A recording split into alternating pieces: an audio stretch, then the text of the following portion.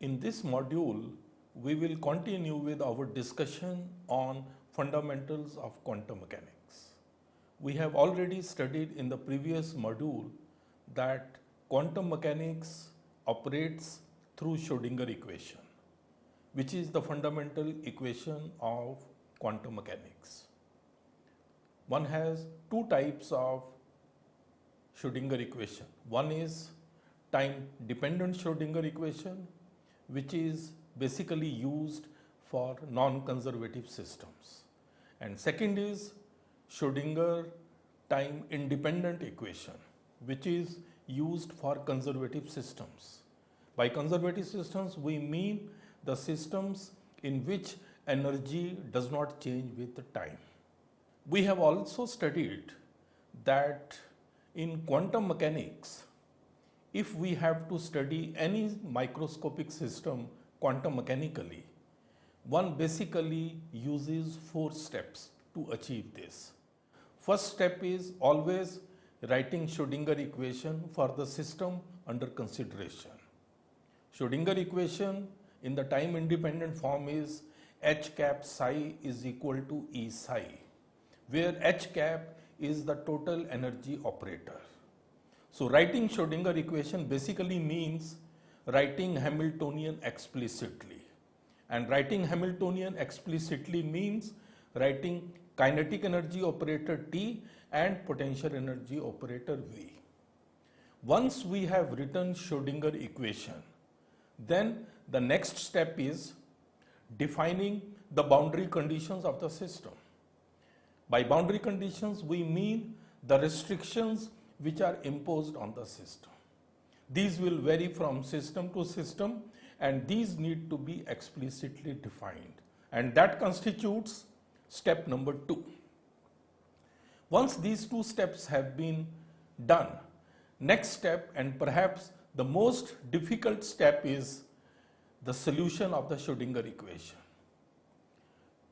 By solution of the Schrodinger equation, we mean solving h cap psi is equal to E psi in the light of the boundary conditions. And through the solution of the Schrodinger equation, one gets 2 quantities. One is the wave function psi, which is eigenfunction or state function of the system. And this is the most important parameter of the system. The entire information about the system is contained in this wave function. Therefore, it is also called storehouse of information. And the second parameter which we get through the solution of the Schrodinger equation is the total energy E. So these are the 2 quantities which we get through the solution of the Schrodinger equation. Once the solution of the Schrodinger equation has been obtained, then the next step is how to extract information out of this psi. And that can be done using eigenvalue theorem or mean value theorem. These are some of the details which we have already studied. So today we will go into the details about wave function, because this is the most important quantity in quantum mechanics. So what is wave function? What does it represent? What is called a well-behaved wave function, etc. These are the things which we are going to study. As I pointed out today, that the wave function is obtained by the solution of the Schrodinger equation. And once the solution of the Schrodinger equation is obtained, then we have wave function which would be satisfying the boundary conditions. Now, what is this wave function? That's the first question. Or how does one interpret wave function? First of all, one must remember that wave function psi is a mathematical function, and it is a function of the coordinates of the system. For example, if it is a case of particle in one-dimensional box, say along x direction, then psi will be the function of x. If the particle is moving in a three-dimensional box, then psi will be the function of x, y, and z. If it is a harmonic oscillator oscillating along x direction, it will again be the function of x. So that's very important, that one must be clear that the wave function is a function of the coordinates of the system. But now the question is, what does it represent? How one can interpret this? Actually, the interpretation of the wave function was given by Max Born in 1954, and this is called the statistical interpretation of the wave function. And this interpretation of the wave function is based on, probabilistic consideration.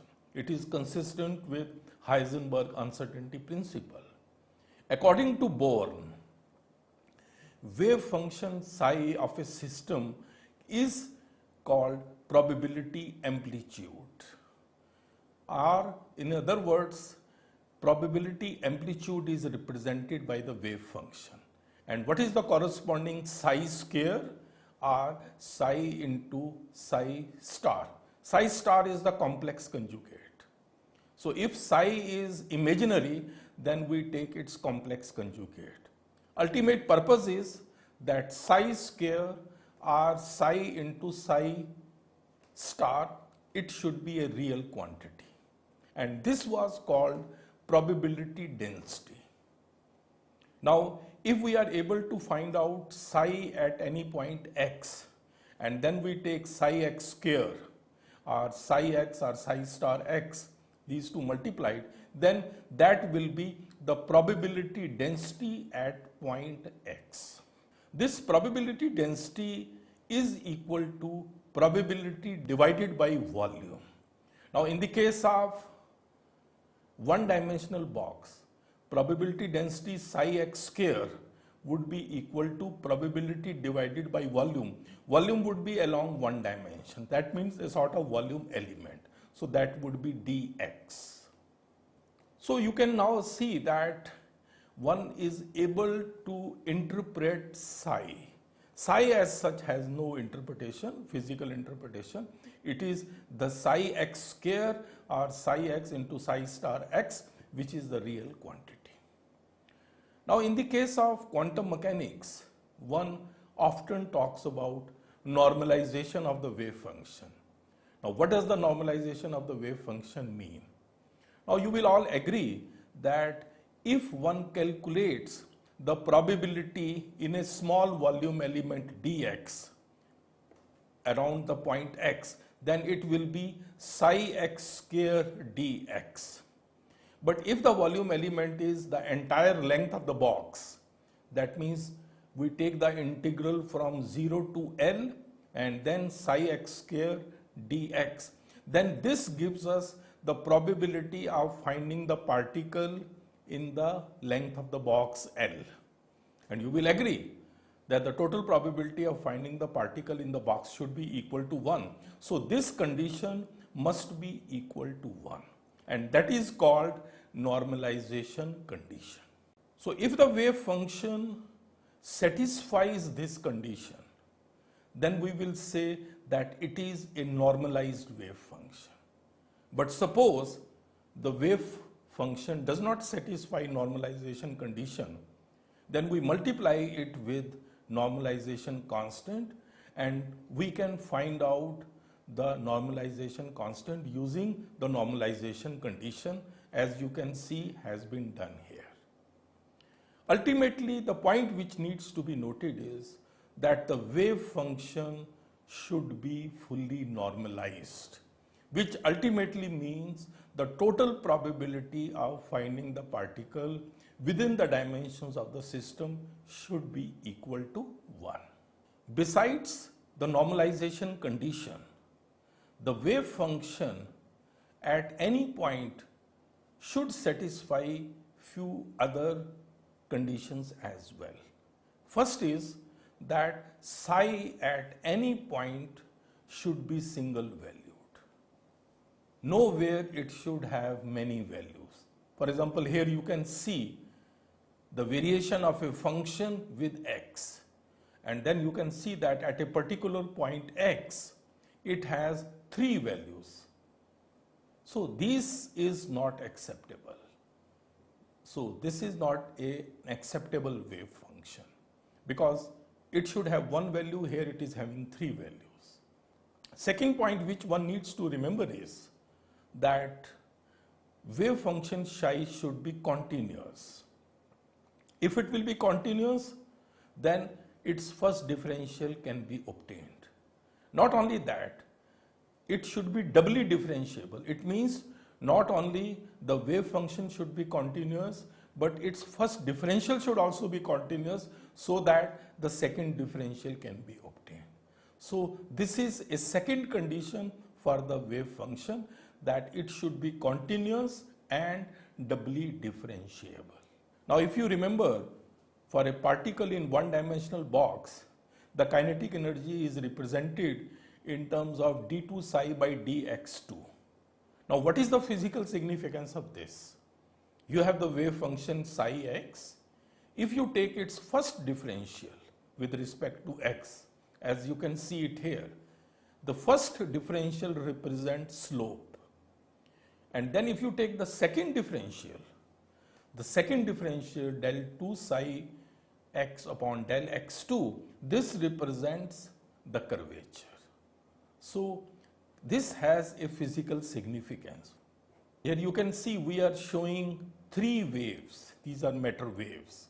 In one, lambda is very, very small. In another, lambda is having some intermediate value, and the top one, lambda, is very large.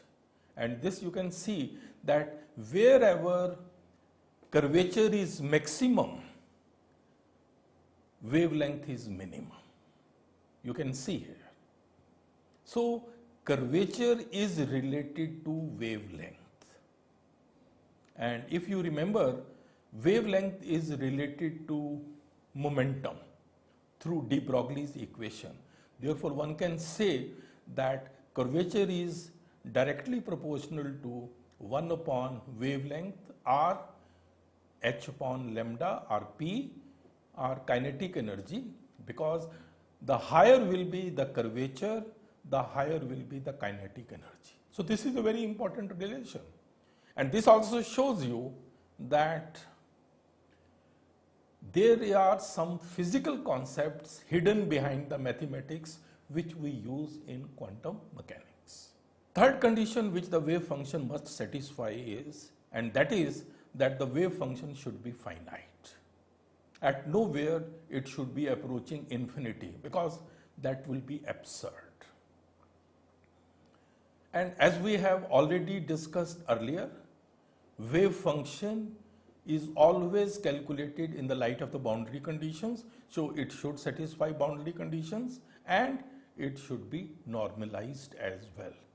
Therefore, to sum up, one can say that characteristics of a well-behaved wave function are: it should be single valued, it should be continuous, it should be finite, and it should satisfy boundary conditions, and it should be normalized. And please remember, when I said continuous, continuity means doubly differentiable. That's also very, very important. Now, after having understood the significance of psi and what are the characteristics of a well-behaved wave function, the next question comes, and this was also one of the steps which we mentioned earlier, that psi is the storehouse of information. And the main purpose of quantum mechanics would be to extract the properties out of this wave function. Now, how to extract the properties out of the wave function for the system under consideration? There are normally two routes which are followed. First of all, please remember that whatsoever property we want to find out for the system and which exists, that means one which is observable, then according to quantum mechanics, there must be an operator for that. So let's take up that operator. Suppose that operator is a cap. Then we will take that operator and operate it on the wave function. And after operation, if we get a constant small a and then the wave function back, then this equation is called eigenvalue equation. Small a is the eigenvalue of the operator a cap. That means it is the value of the observable which that operator represents. So this is the root of eigenvalue equation. So if we want to find out any property, take its operator, operate it on psi, and if it satisfies the eigenvalue equation, then the corresponding eigenvalue is the value of the observable which that operator is representing. So simple. But suppose if eigenvalue equation is not satisfied, then in that case we use the mean value theorem. According to the mean value theorem, we get an average value or mean value of that observable, and this is given by this relation, that is, as you can see here, average value of a or a bar is psi star a cap psi d tau integral, then in the denominator we have psi star psi d tau. So if the wave function is normalized, then the denominator would be 1, and then we will have to solve on the numerator, and we will get the average value. So this is the second route, but this route is to be used when the eigenvalue equation route is not followed. Here one must keep it in mind that for every observable of a system, there exists a corresponding quantum mechanical operator. Just as you know very well that for the total energy E, there is a corresponding operator which we discussed earlier, and that is called Hamiltonian. Now we can give you a few examples which will show what does eigenvalue equation mean. Suppose there is an operator a cap equals d by dx, and suppose the wave function is sine x. Now once this operator operates on sine x, we get cos x. That means original function is not reproduced, so it is not satisfying eigenvalue equation. So the second case we take where the operator is d2 by dx2, and if it operates again on the same function, you can see it very well that here on this operation you get minus 1 as the constant value along with sine x. So here eigenvalue equation is satisfied, and the value of the eigenvalue is minus 1. So in this way you can satisfy yourself and find out whether the eigenvalue equation is satisfied or not. Let's take an example 4 which is shown here. Here operator is d by dx, but the corresponding function is an exponential function e to the power 2x. And here you can see again that again the eigenvalue equation is satisfied. The function e to the power 2x is reproduced with a constant value of 2. So this is clear. So, but one can also argue that what will be the difference between the value, eigenvalue which comes through eigenvalue equation or the average value A which comes from mean value theorem. In eigenvalue it means it is always a constant value. Even if you carry out series of measurements, its value will be more or less, will always be constant. Whereas average value represents the average of a series of measurements. So that would be basically the difference between the two.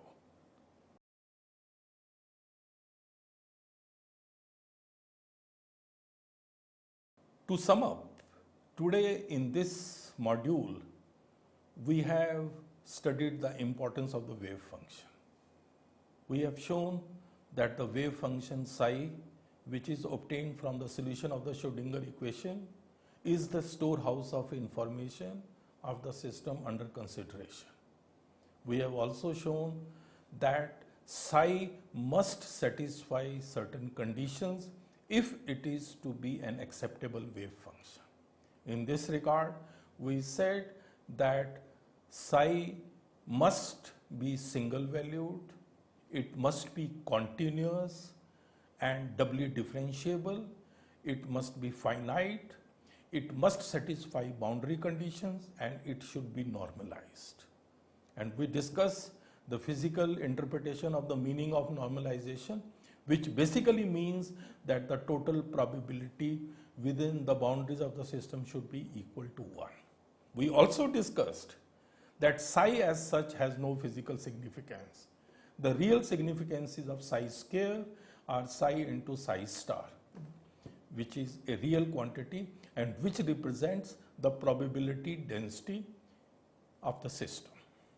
Lastly, we also studied that once we have obtained psi, we can obtain or extract information out of this psi using either the eigenvalue theorem or the mean value theorem. In both the cases, one needs the corresponding operator of the observable for which we want to know the value. So if eigenvalue equation is satisfied, it's very clear cut and simple case. If not so, then we find the average value and that comes through mean value theorem. So these are very, very important fundamentals of quantum mechanics, and quantum mechanics revolves around these concepts.